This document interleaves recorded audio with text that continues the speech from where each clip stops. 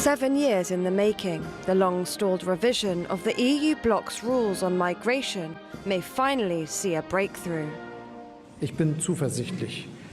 I am confident that we will find a common European response to the challenges of escape and migration.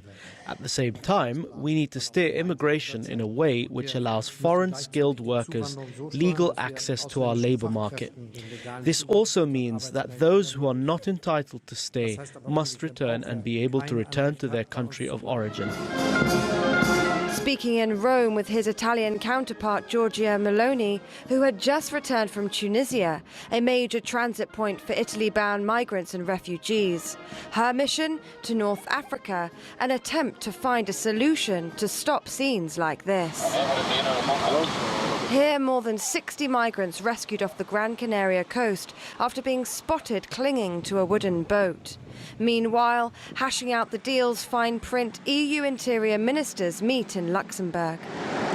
To date, irreconcilable differences stand in the way of an agreement between the 27 member states. Well, we have clear regulation about detention in the proposal, so people cannot be left in detention for very unlimited times, of course.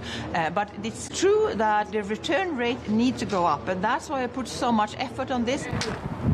Contentious sticking points include who should take responsibility for unauthorized people arriving in Europe, and whether they should be processed there and then, with increasing the return rates of those not meeting the criteria high on the agenda.